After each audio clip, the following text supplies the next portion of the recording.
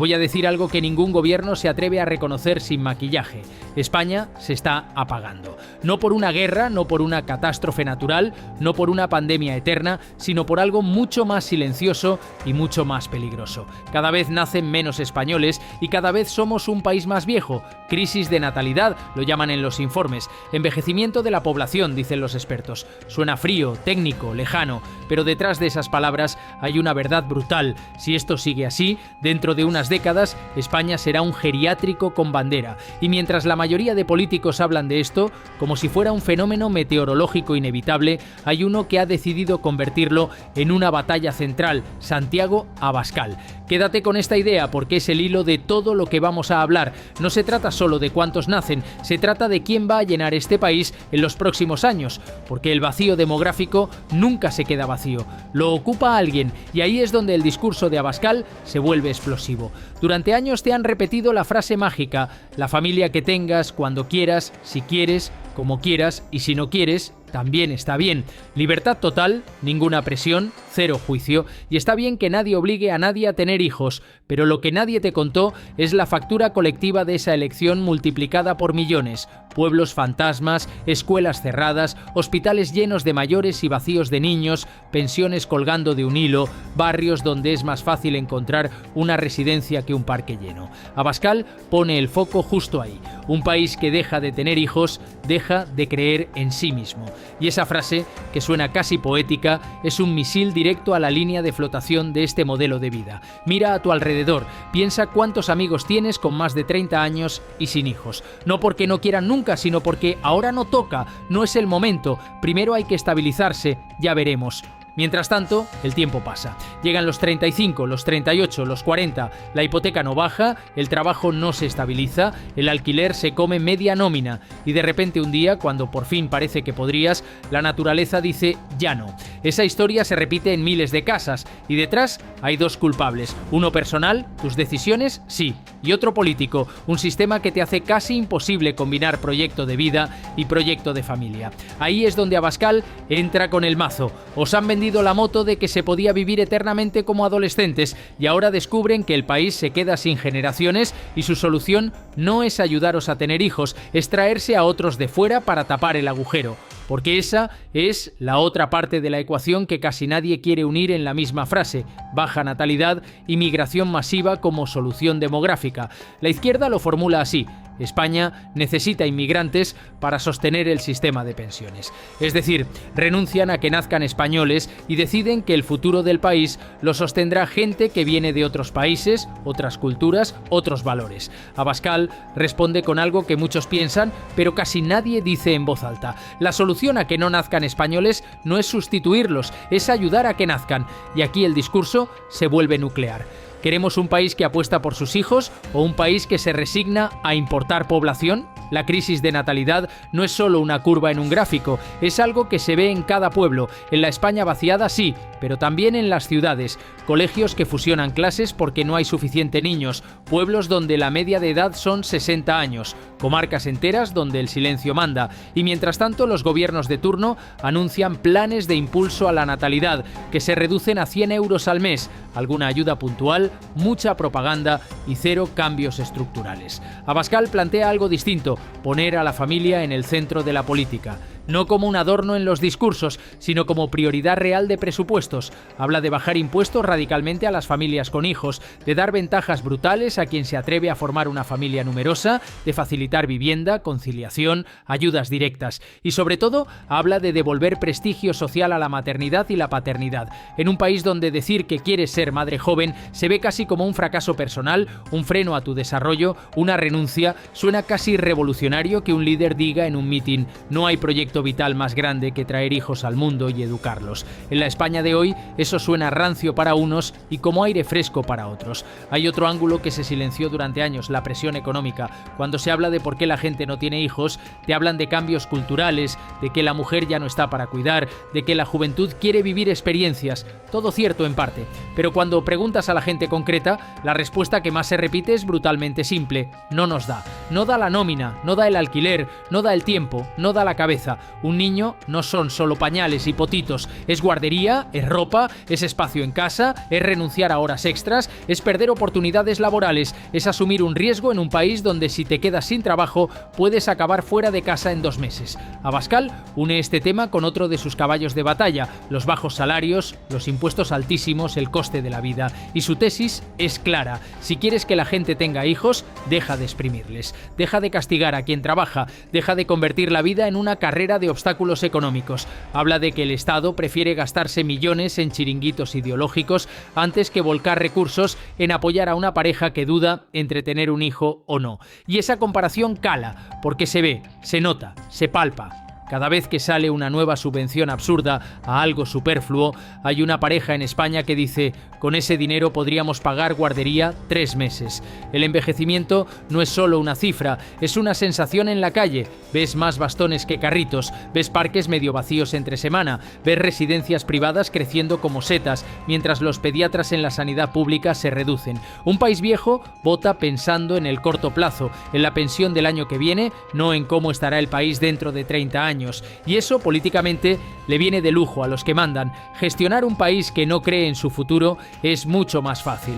Abascal lo plantea así: nos quieren viejos, solos y dependientes porque así somos dóciles. Una nación joven con familias fuertes es mucho más difícil de controlar. De nuevo, una frase dura, pero que conecta con la intuición de muchos. Hay algo profundamente enfermo en un modelo que celebra más el consumo individual que la creación de familia. El relato oficial te dice que no pasa nada, que es una tendencia europea, que todos los países ricos tienen menos hijos, que es modernidad. Pero curiosamente, los mismos que te dicen eso se alarman cuando miran las cuentas de las pensiones, cuando ven que no habrá suficientes trabajadores para sostener el sistema, cuando ven que no habrá manos para cuidar a tanto mayor. Ahí empiezan a hablar de políticas demográficas y normalmente la traducción es siempre la misma: más migración masiva. Abascal rompe ese relato con una pregunta incómoda: ¿por qué es más fácil para un gobierno traer a miles de jóvenes de fuera que ayudar a sus propios jóvenes a tener hijos? Y no es una pregunta técnica, es política, cultural, casi moral, porque detrás hay un mensaje brutal. No creen en ti, creen que este país solo se sostiene si lo llenamos de gente que viene de fuera, mientras tú sigues encadenando precariedad y aplazando decisiones de vida. Hay otra pieza de este puzzle: el ataque constante a la familia tradicional como modelo respetable.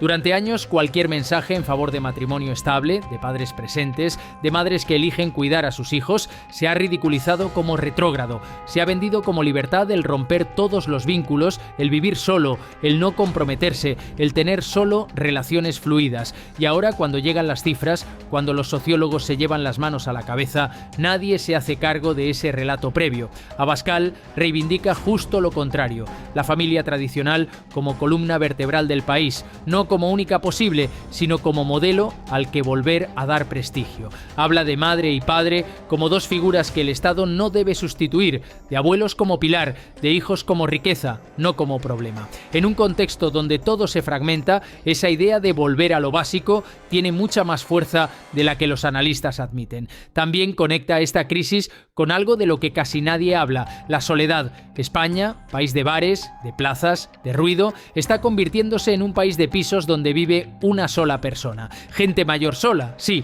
pero también jóvenes solos, adultos solos, sin pareja estable, sin hijos, sin red. Y la soledad, a largo plazo, es veneno social.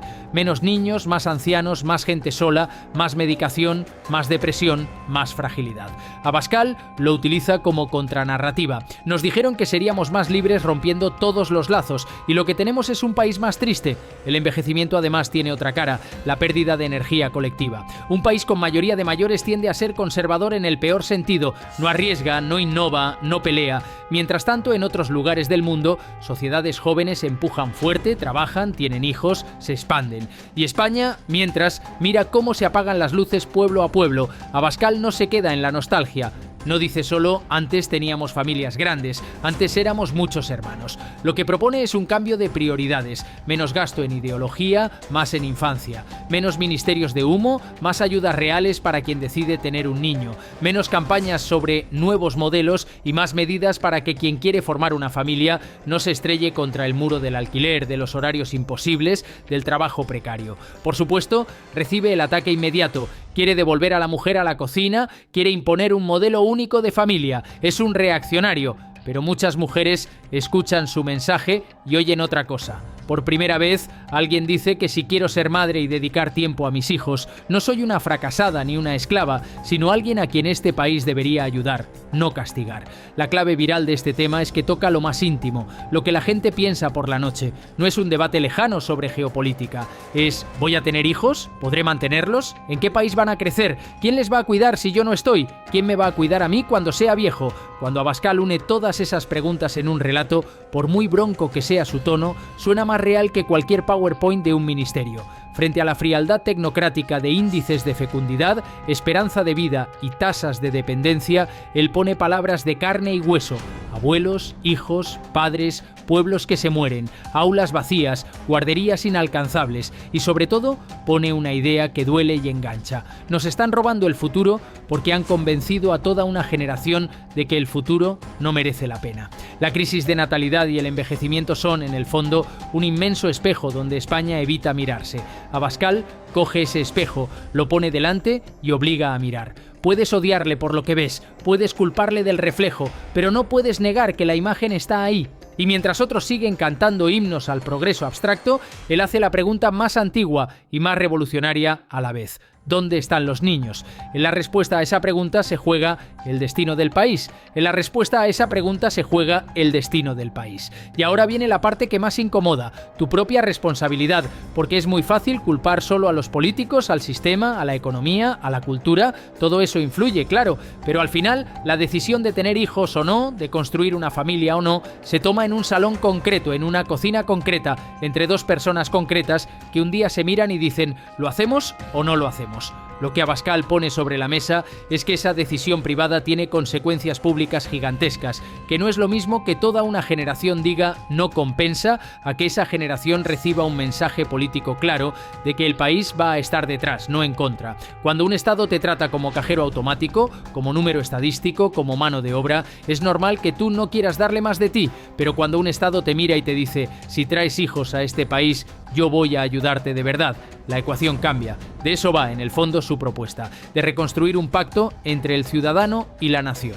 No solo paga impuestos y vota cada 4 años, sino forma parte de algo que va a seguir cuando tú no estés. Hay otra pregunta brutal que muy pocos se atreven a hacer en voz alta: ¿qué tipo de valores se van a transmitir en una España cada vez más vieja y sin hijos propios, mientras se incrementa el peso demográfico de comunidades llegadas de fuera que sí tienen hijos y sí transmiten lo suyo con intensidad? Abascal la fórmula sin anestesia. Si tú no tienes hijos y no les enseñas nada, mientras otros sí los tienen y sí les enseñan algo, dentro de 30 años, ¿de quién será culturalmente este país? Esa no es una pregunta racista, es una cuestión de aritmética y de identidad.